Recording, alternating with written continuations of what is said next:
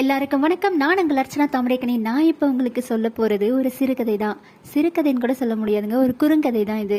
ஏன்னா தாமிரபரணியில் கொல்லப்படாதவர்கள்ன்ற ஒரு பெரிய தலைப்பிலிருந்து மொத்தம் 21 கதைகள் இருக்குது. அந்த 21 கதைகளில் தான் ஒரு கதை இந்த கதை. இது யார் எழுதினாங்கன்னா மாரி செல்வராஜ். இவர் யாருன்னு உங்களுக்கு தெரியும். இவர் ஒரு பிரபல இயக்குனர். மாரி செல்வராஜ் அவர்கள் ஒரு இயக்குனர்ன்றது எல்லாருக்குமே தெரியும். அவர் எழுதின ஒரு புத்தகத்தில் ஒரு கதை தான் நினைவில் குதிக்கும் பால்யம். இந்த கதை தான் நான் இப்போ உங்களுக்கு சொல்ல போகிறேன். இந்த கதை நம்ம சின்ன வயசுக்கே எடுத்துகிட்டு போகும். ஏதோ ஒரு காரணத்துக்காலையோ அதில் சொல்லப்படுற ஏதோ ஒரு விஷயம் நம்மளை எங்கேயோ ஒரு இடத்துல எடுத்துகிட்டு போய் கனெக்ட் பண்ணோம். வாங்க கதைக்குள்ளே போகலாம். ஒருத்தர் ரொம்ப வருஷம் கழிச்சு தன்னோட சொந்த ஊருக்கு போயிட்டு இருக்கிறாரு. அது என்ன ஊருனா திருநெல்வேலி மாவட்டத்துக்குள்ள ஒரு சின்ன வில்லேஜ் தான். அந்த ஊருக்கு தான் அவர் போயிட்டு இருக்கிறாரு. ஊருக்கு போறதுக்கு போது அவருக்கு நிறைய நினைவுகள் வருது. அந்த நினைவுகள் நம்மளால விவரிக்கவே முடியாத மாதிரி இருக்கும். ஆனா மாரி செல்வராஜ் அவர்கள் ரொம்ப நல்லா விவரிச்சிருக்கிறாரு. அது என்னன்னா, மனதின் ஆழத்தில் யாரோ ஒரு பாறாங்கல்லை உருட்டி விட்டது போலவும், என்னுடைய விருப்பப்படி யாரோ ஒரு முள் செடியை நட்டு வைத்தது போலவும் இருக்கிறது அப்படின்னு சொல்லியிருக்கிறாரு. அங்கே போகும்போது சில காட்சிகள் அவர் பார்க்குறாரு. என்ன மாதிரியான காட்சிகள்னா, தாமிரபரணி ஆறு பார்க்குறாரு. அந்த ஆறு சின்ன வயசில் சுருட்டி வாரி பயமுறுத்துற மாதிரி இருந்தது. ஆனால் இப்போது தன்னை கை நீட்டி அன்போட வரவேற்கிற மாதிரி இருக்கணும். அங்கே ஒரு ஆலமரம் இருக்குது. சின்ன வயசில் அது சின்னதாக இருந்ததாகவும் இப்போ பல கிளைகளை விட்டு நல்ல வேரூன்றி பெருசாக இருக்கிற மாதிரியும் அந்த ஆலமரத்தை அவ்வளோ அழகாக விவரிச்சிருக்கிறாரு. அது என்னன்னா, ஆயிரம் ஆயிரம் சிறகுகள் இருந்தும் எங்கும் பறந்து செல்லாமல் அதே இடத்தில் இருக்கிறது சின்ன ஜபமணி மாலை அப்படின்னு. இந்த சின்ன ஜபமணி மாலைன்னு எதை சொல்றாருன்னா, அந்த ஆலமரத்தை தான் அவர் அப்படி விவரிச்சிருக்கிறாரு.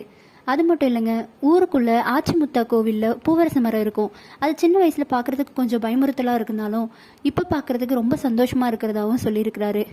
அப்படியே ஊருக்குள்ள போகும்போது அங்க ஒரு சுடலை மாடசாமி கோவில் இருக்கு.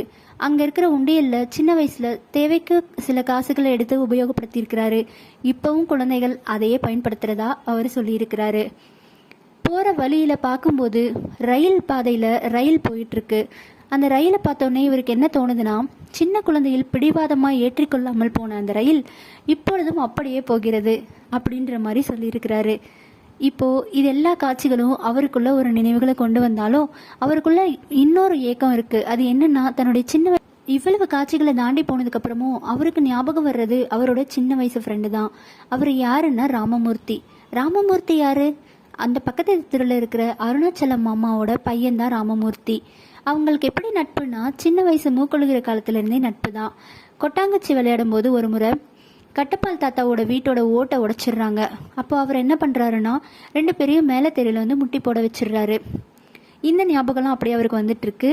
அதுக்கப்புறம் பார்த்தீங்கன்னா, அவரோட முதல் திருட்டு என்னன்னா, நாடார் கடையில் மிட்டாய் திருடினதும் பனைமரக்கல் ஒரு முதல் போதையாகவும் அவர் சொல்லியிருக்கிறாரு. இது இப்படி சின்ன வயசுலேருந்தே ஒன்றா வளர்ந்துட்டு இருக்கிறவங்க ஒரு வயசு வருது, அவங்க 9ஆம் வகுப்பு போயிடுறாங்க. 9ஆம் வகுப்பு போனப்புறம் அவங்களுக்குள்ள ஒரு சில வேறுபாடுகள் வர ஆரம்பிக்குது. அது என்னன்னா, ராமமூர்த்தி அவருக்கு தமிழ் டீச்சர் காளியம்மாளை தான் ரொம்ப பிடிக்கும். அவங்களுடைய கை அசைவுகள் எல்லாம் ரொம்ப பிடிக்குமா ராமமூர்த்திக்கு. ஆனால் இவருக்கோ கணக்கு டீச்சர் பத்மாவை தான் ரொம்ப பிடிக்குமா. அது மட்டும் இல்லை, அவருக்கு கமல் பிடிக்கும்னா இவருக்கு ரஜினி பிடிக்கும். அவருக்கு அந்த ஆச்சி முத்தரசு பூரசு மரம் இருக்கு இல்லையா, அது ரொம்ப பிடிக்கும்னா இவருக்கு சின்ன ஜபமணி மாலை ஆலமரம் ரொம்ப பிடிக்குமா. ஆனால் இவங்க 2 பேருக்குமே உள்ள ஒத்துமை என்னன்னா, 2 பேருக்குமே பவானியே ரொம்ப பிடிக்கும். அவங்க கூட படிக்கிற பவானி தான் அது. பவானி மேலே இவங்க 2 பேருக்குமே ஒரு ஒருதலையான காதல் வருது. அது ஒரு இளமை காதல் அப்படின்னு சொல்லலாம். இவங்க 2 பேருமே எப்போவுமே ஒரு பாறை மேலே உட்காந்து பேசிகிட்டே இருப்பாங்களாம். ராமமூர்த்திக்கு ஒரு அழகான சிரிப்பு இருக்குமா. அது சின்ன வயசுலேருந்தே நல்ல ஒரு அழகான சிரிப்பு. அவர் முகத்தில் பார்க்கும்போது அந்த சிரிப்பு நல்லா தெரியுமா. இப்போது இவங்க 2 பேரும் அடிக்கடி அந்த பாறை மேலே உட்காந்து பேசிக்கிறது யாரை பற்றினா, பவானியை பற்றி தான். 2 பேருக்குமே ஒருதலை காதல் இருக்கு இல்லையா. அதனால ஒரு நாள் மூர்த்தி சொல்கிறாரு, பவானி இன்னைக்கு என்கிட்ட தண்ணி வாங்கி குடிச்சா தெரியுமா அப்படின்னு சொல்லிட்டு. உடனே இவருக்கு கோவம் வருது. இவர் என்ன சொல்கிறாரு, இதில் என்ன இருக்குது, அவள் என்கிட்ட இன்னைக்கு பென்சில் வாங்கி எழுதினா அப்படின்னு சொல்லிட்டு திரும்பவும் இவர் சொல்கிறாரு. உடனே 2 பேருக்கு கோவம் வருது, போயிடுறாங்க. ஒரு 2 நாள் பேசிக்காமல் இருக்கிறாங்க, மறுபடியும் பேசிக்கிறாங்க. அதுக்கப்புறம் ஒரு நாள் இவர் ராமமூர்த்தி சொல்கிறாரு, பவானி ஆற்றுல குடிச்சிட்டு இருக்கும்போது நான் பார்த்தேன் அப்படின்னு சொல்கிறாரு. உடனே இவருக்கு உள்ளுக்குள்ளே ஒரு கோவம் வருது. இதில் என்ன பிரமாதம், நான் என் கனவுலையே பவானியை பார்த்தேன் அப்படின்னு சொல்கிறாரு. நம்ம கனவுல வராமல் இவன் கனவுல மட்டும் வந்திருக்காரு அப்படின்னு சொல்லிட்டு கோவம் வந்துடுது ராமமூர்த்திக்கு.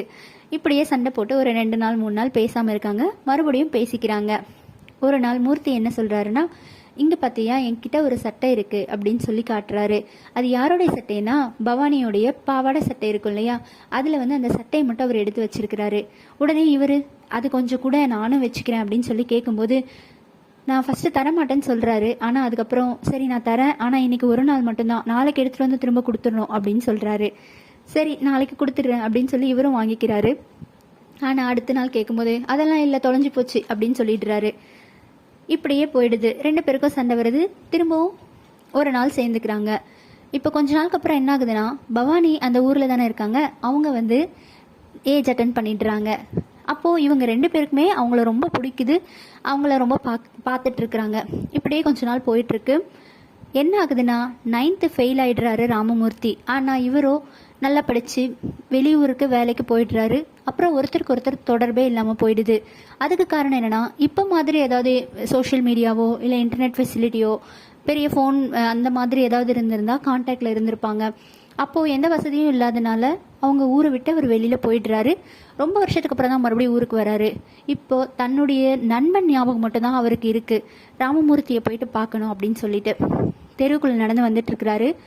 அவர் கண்ணை மூடி யாரோ அவரை பின்னாடி இருந்து கட்டி பிடிக்கிற மாதிரி ஒரு உணர்வு இருக்குது. அது யாருன்னு பார்க்கும்போது அதே ராமமூர்த்தி தான். அவரோட முகத்தில் இருந்த அந்த சிரிப்பு மாறவே இல்லை. ஆனால் அவருடைய தோரணைகள் எல்லாமே மாறிடுச்சு. அவரோட பிரேஸ்லெட்டு, அவர் போட்டிருக்கிற வேட்டி, அதில் இருக்கிற கரை, இப்படி எல்லாமே மாறிடுச்சு. ஆனால் அவருடைய சிரிப்பு மட்டும் அப்படியே இருக்குது. இப்போ அப்படியே பேசிக்கிட்டே போகிறாங்க. கொஞ்சம் தூரம் போனோன்னே அவங்க சின்ன வயசில் அந்த ஓடு உடைச்சி அந்த கட்டப்பால் தாத்தாவை வந்து முட்டி போட வச்சார் இல்லையா அந்த தெருவில், அந்த தெருக்கிட்ட இப்போ 2 பேருமே தோள் மேலே கை போட்டு நடந்து போயிட்டுருக்குறாங்க. இப்போது அவங்க வீட்டுக்கு உள்ளார போக போகிறாங்க. ராமமூர்த்தி வந்து வீட்டுக்குள்ளே கூட்டிகிட்டு போகிறாரு. கூட்டிகிட்டு போனதும் அங்கே வந்து அவர் பார்க்குற என்னதுன்னா, அவங்க அப்பாவுடைய படத்துக்கு மாலை போட்டிருக்கு. அதாவது அவங்க அப்பா இறந்துட்டாரு அப்படின்றத சொல்ல வராங்க. அருணாச்சலம் அம்மா அவர் வந்து இறந்துட்டாரு. அப்புறம் இவர் ஒரு இடத்துல உட்கார வச்சுட்டு போகிறாரு. அவருடைய மனைவியை கூப்பிடுறாரு, வாங்க வீட்டுக்கு விருந்தாளி வந்திருக்காங்க வந்து பாருங்க அப்படின்னு சொல்லிட்டு அவருடைய மனைவியை கூப்பிடும்போது அவங்க உள்ள வேலை செஞ்சுட்டு ஒரு கத்திரிப்பூ கலர் புடவையில் அப்படியே வந்து விறுவிறுக்க வந்து நிற்கிறாங்க. வாங்க என்ன நல்லா இருக்கீங்களா அப்படின்னு சொல்கிறாங்க. அது பார்க்குறதுக்கு யார் மாதிரி இருக்குன்னா பவானி மாதிரியே இருக்குது.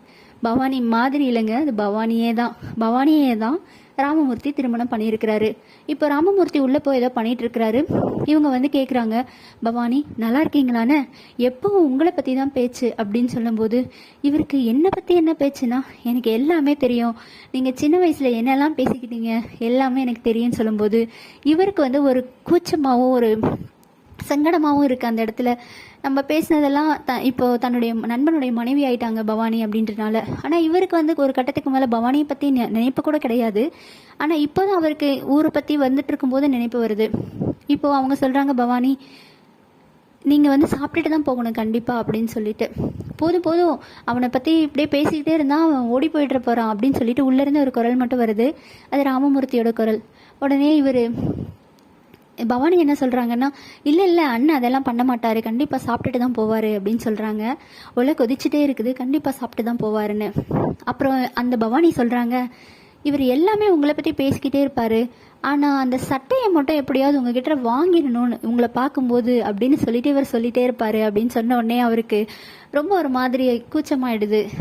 அப்போது அவருடைய மைண்டுக்குள்ளே என்ன ஆகிட்டுருக்குன்னா, அந்த பழைய நினைவுகள் இருக்கு இல்லையா, அந்த எப்படியே அரிசி உலை கொதிக்குதோ அந்த மாதிரி அவருடைய பால்ய நினைவுகள் வந்து அவருக்கு உள்ளுக்குள்ளே கொதிச்சிட்ருக்கு. அதாவது நினைவில் கொதிக்கும் பால்யம் அப்படின்னு சொல்லி இந்த கதையில் வர்ற சம்பவங்களோ இல்லை அந்த கதையில் வர்ற ஒரு நட்போ இல்லை இந்த கதையில் வர்ற ஒருதலை காதலோ இந்த கதையில் வர்ற சில சின்ன விஷயங்கள், ஏதாவது உங்கள் நண்பர்களோட இருந்த விஷயங்களோ ஏதோ ஒன்று உங்களுக்கு ஏதாவது ஒரு விஷயத்தை ஞாபகப்படுத்துச்சுன்னா கமெண்ட் பாக்ஸில் சொல்லுங்கள். இந்த கதை உங்களுக்கு பிடிச்சிருந்தா நம்ம 8 Days Happy World சேனலை சப்ஸ்கிரைப் செய்து கொள்ளுங்கள்.